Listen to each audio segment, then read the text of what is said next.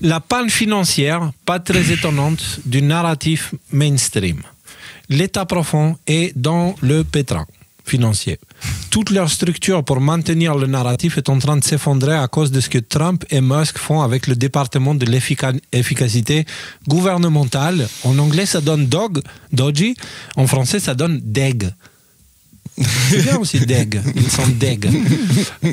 Pendant les audits de différentes institutions américaines, les fonds sont bloqués temporairement et cela semble causer des problèmes inattendus qui révèlent des vérités surprenantes ou pas trop.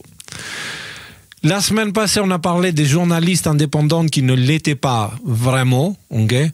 Les révélations sur ce sujet continuent, juste les nombres, les gars. Et ça, c'est intéressant. L'USAID a fait passer près d'un demi-milliard de dollars, donc 472,6 millions de dollars, par une ONG secrète financée par le gouvernement américain, Internews Network, IN, qui a travaillé avec 4291 médias, produisant en un an 4800 heures d'émissions, atteignant jusqu'à 778 millions de personnes et formant plus de 9000 journalistes avec des chiffres de 2023. Le Internews Network a également soutenu des initiatives de censure des médias sociaux. Surprenant. L'opération revendique des bureaux dans plus de 30 pays, dont les bureaux principaux aux États-Unis, à Londres et à Paris, ainsi que des sièges régionaux à Kiev, Bangkok et Nairobi. Cette institution est dirigée par Jeanne Bourgault. Okay? C'est une Française ? Les archives, apparemment. Les archives montrent que le conseil d'administration est coprésidé par la sécurocrate démocrate Richard J. Kessler et Simon Otis Cox, épouse du milliardaire d'NVIDIA Trench Cox, tous deux grands donateurs démocrates.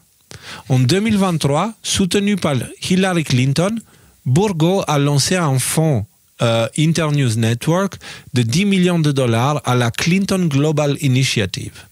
La page de Internews Network montrant une photo de Bourgault à la CGI a également été supprimée. Donc, vous voyez un petit peu les liens, les Clinton, comment en fait les mêmes noms. Voilà. Et voilà. Donc du coup ça a un rapport avec tous ces médias là justement pour pousser le narratif. Donc en fait, Clinton Global Initiative a directement lié avec les médias. Combien de journalistes? 5000 journalistes? 9000. 9000 journalistes. Après, moi, je la prends pas comme ça cette nouvelle, parce que Clinton Global Initiative, en fait, ils ont récupéré du pognon. Eux, leur but, c'est d'absorber du pognon. Est-ce que Clinton Global Initiative, elle est liée au fact-checker? Ils font partie de la même machine à laver du pognon. C'est-à-dire, il y a de l'argent là-haut, on le pique, et Clinton, il se débrouille. Voilà. Avec sa position, se débrouille toujours pour prendre sa petite com. Parce que voilà, les Clinton, c'est un peu les parrains, eux aussi, dans toute cette affaire. Donc tu dois payer ton tribut. Ton tribut, ouais. Ouais. Voilà. Et donc du coup c'était assez intéressant de voir ça. On avait aussi parlé de NewsGuard et de leur rôle dans la protection du narratif mainstream depuis 2017. En gros, c'était l'institution qui désignait les cibles, c'est-à-dire NewsGuard, c'était ceux qui analysaient Internet et qui disaient ça c'est complotiste, ça c'est fact-checké. Et ils donnaient cette liste-là ensuite à toutes les institutions qui étaient censées combattre la désinformation pour censurer. NewsGuard, c'était vraiment le puits de merde de tout ce qu'on s'est pris dans la gueule en termes de narratif depuis 2020, depuis même 2017. Alors, maintenant que tout le monde sait ce que signifie le partenariat de USAID avec Newsweek, beaucoup sont en train de lyncher l'institution qui était une source conséquente de chiens de garde du narratif mainstream. Zero Hedge nous apprend que Microsoft abandonne NewsGuard financé par l'USAID après que Ted Cruz a commencé à creuser la question. Donc voilà, Microsoft qui sort de là, c'est quand même pas un petit joueur. Microsoft, ils ont perdu Meta il y a un mois, les mecs. Je me souviens qu'ils étaient quand même en panique là, toute la fact-checkosphère, parce qu'ils ont perdu le financement de Meta.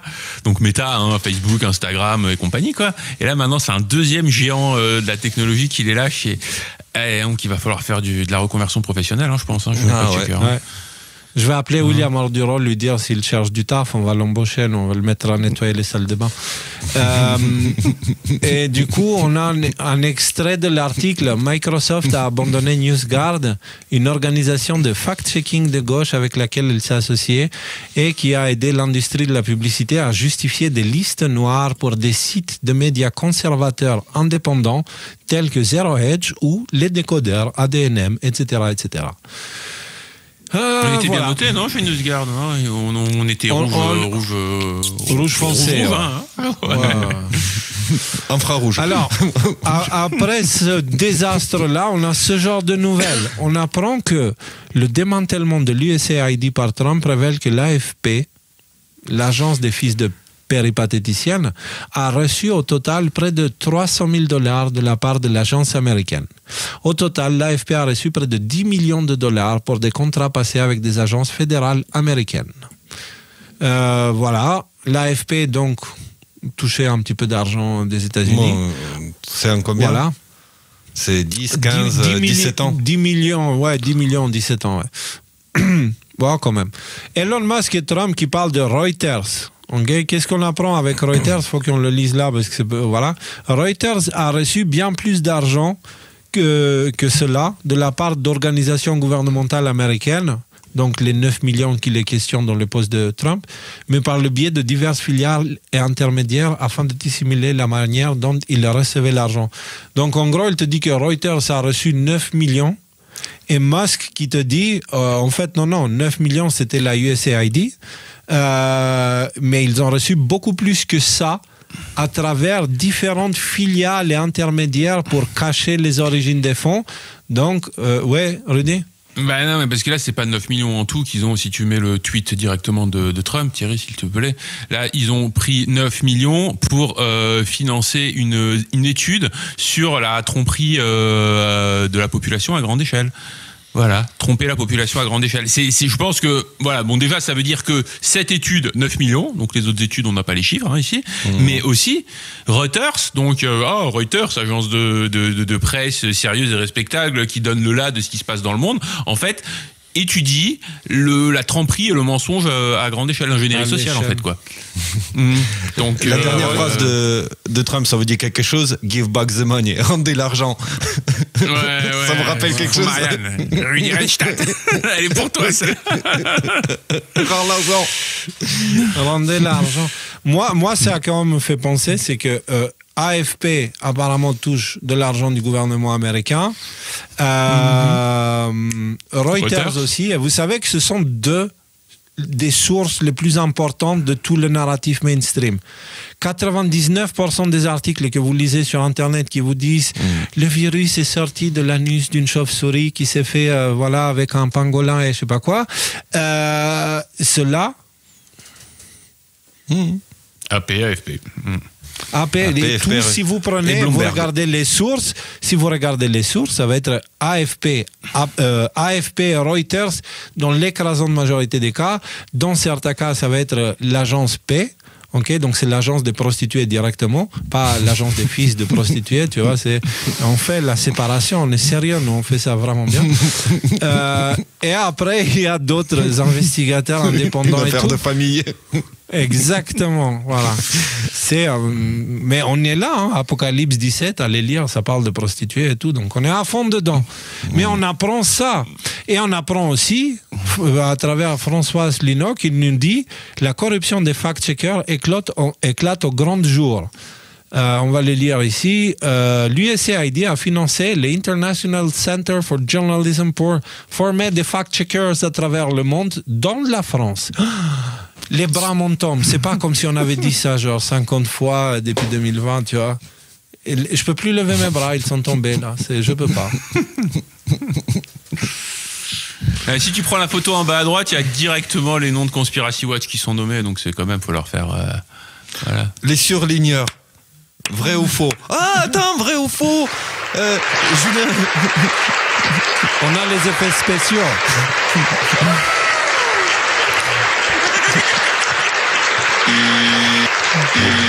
Tu sais... Léo. Oui. Je pense à un truc, je vais demander l'avis du public en même temps. Est-ce qu'on remettrait pas les petits inserts vidéo, là, comme on faisait avant? Il faut qu'on ait un logiciel plus efficace et que moi j'ai un bouton pour que je puisse le faire, parce que sinon Thierry il va pas pouvoir faire et l'émission et lancer, genre être attentif quand il lance les trucs. Tu mets Michel, tu mets Oduro sur les inserts vidéo. Sur le bouton. Il y a un truc à côté, quoi. Les gars, il n'a pas le QI assez élevé pour pouvoir faire ce travail. Ça demande un QI supérieur. Donnez-nous votre avis sur les tweets. Voilà, on va faire un sondage. Non, mais blague à part, j'ai de la peine. J'ai de la peine, je pense vraiment victime de l'arrogance. Bref. Voilà, donc les amis, on apprend ça maintenant. Hein, voilà, c'est les fact-checkers et tout ça. Voilà, quelle surprise. L'UE, ok, regardez les conséquences de ça et comment la scène médiatique est en train de changer violemment là. L'UE, qui était un gros consommateur des outils de censure made in USA comme NewsGuard, ont dû lancer d'urgence une solution de dépannage. Affolés par le succès des médias alternatifs qui rejettent le politiquement correct, les médias du service public, France TV, Radio France et tout, lancent une alliance pour les faits, pour lutter contre la désinformation et enquêter sur les réseaux sociaux. Tellement 2021 ces mecs-là, mais c'est plus du tout à la mode, quoi. Faut aller sur TikTok, les gars, maintenant. Ils me font penser aux Polonais, tu sais, qui ont lancé la cavalerie contre les tanks. C'est fini maintenant. C'est ça, ouais. Et sans déconner, si vous jetez un coup d'œil sur qui sont leurs membres, Thierry, partageage de l'écran, vous allez voir, il n'y a plus les grands trucs passerelles d'argent des États-Unis là. C'est principalement Commonwealth, tu vois, et Union européenne. Ouais, il y a le Botswana quand même. Ouais, il y a le Ghana aussi, mais ouais. Grand pays de liberté d'expression. C'est Ghana CNN, aussi, c'est BBC, pareil. PBS, ouais, bon, il y a les gros anglo-saxons. Voilà. Mais en gros, les Américains, ils semblent s'être retirés de toute la machine de censure et tout ça, et en panique totale, l'Union européenne a lancé son truc, ils ont appelé ça Alliance pour les faits. Ouais, voilà. Oui. Ouais. Non mais vous rendez compte, et ça c'est une version bancale parce que ces gens-là ils étaient habitués à suivre des ordres, mais il n'y a plus d'ordre qui arrive, et donc ils construisent un truc maintenant pour se cacher eux-mêmes en fait, pour essayer de camoufler leurs traces, quoi. Mais ils ont aucune compétence technologique, ces gens-là, donc ça va nous donner une espèce de fiasco. Déjà, ça battait de l'aile, hein, quand même, NewsGuard et compagnie. Mais bon, tiens, le framework Disarm, ça avait de la gueule quand même. Tu vois, les gens, ils avaient bossé quand même, quoi. Tu vois, voilà. Là, ça va être compliqué, hein, pour Radio France là. Attends. Non mais s'ils n'ont plus accès au big data, tu vois, comme c'est le cas avec les États-Unis, s'ils n'ont pas accès à tous ces dispositifs qui leur permettent de l'analyse, donc du coup de l'anticipation et également de la production de logiciels et tout ça, qu'est-ce qu'ils vont faire? Ils sont détachés de tout, à part faire les bouteilles là avec les bouchons en détachable. Je veux dire, et les pailles en... Non mais Léo, je t'envoie un truc sur notre chat perso. C'est une source infiable, hein. C'est c'est moi. Non, c'est pas moi. Donc la House du, bon, en gros, le parti républicain, enfin la commission du parti républicain qui s'occupe du droit. Voilà. Qu'est-ce qu'ils nous disent? Attends, vas-y, je te fais du DeepL. Tu as déjà fait du DeepL, toi, t'as le raccourci, moi je l'ai pas installé. Hop là. Donc, l'Europe demande aux grandes entreprises américaines de censurer globalement. Avec l'adoption de nouvelles lois sur la censure, l'Union européenne peut désormais contraindre les entreprises américaines à supprimer des messages dans le monde entier, y compris aux États-Unis. Et tout ceci, évidemment, au nom de la liberté d'expression. Et le truc, c'est que même si les faits désinformation. Même si les faits ne se sont pas produits en Union européenne, ils s'approprient le droit de faire ça. Donc à mon avis, ça va pas passer. Mais on voit quand même que là, ça sent la panique. Imagine, il s'est passé un truc en Angleterre. Ok, en Angleterre, oui, l'Union européenne. Il s'est passé un truc au Botswana. L'Union européenne peut se dire non, tous les postes là qui parlent de ça, vous me les faites sauter. En tout cas, c'est ça qu'ils voudraient faire. Donc ça risque d'être compliqué. À mon avis, ça va pas passer tout seul. Attends, parce que ça, c'était que le titre, hein, un peu plus loin, parce que c'est un thread. Un peu plus loin, on peut lire. Il arrive même que la Commission européenne prenne contact avec vous avant que l'événement ne se produise. En août 2024, le commissaire européen Thierry Breton, à l'époque en charge de la loi de censure de l'UE, les gars, c'est le House Judiciary GOP qui le dit, hein. Le Digital Service Act, DSA, a envoyé une lettre de menace à X avant l'interview d'Elon Musk avec le président Trump. Donc, en gros, c'est même pas on combat la désinformation, c'est genre on protège un narratif et d'avance, on va vous dire de fermer vos gueules si on pense que ce que vous allez dire ne va pas dans notre sens. Les gars, on est dans le Parlement américain, là. On est dans le système judiciaire américain, je veux dire, qui fait des commentaires comme ça, qui tacle Thierry Breton au niveau des oreilles, tu vois, avec les deux jambes. Et ça a changé les temps. C'est plus nous seuls qui nous plaignons de ça, tu vois. L'Union européenne, je parle effectivement de l'Union européenne, c'est comme un enclos, d'accord, dans lequel se sont retrouvés tout un tas de pays complètement isolés du reste du monde, isolés diplomatiquement de la Chine, de la Russie, des États-Unis, du Brésil, enfin de tous les pays. Trump, il ignore d'une manière ultra flagrante, il ignore Ursula von der Leyen, la Commission européenne et tout le monde, et la Commission européenne, il leur demande encore quelque chose. Il ne les considère même pas comme des politiciens. Attends, tu vas voir la branlée qu'on s'est prise en Union européenne là, à la conférence de Munich. Là, c'était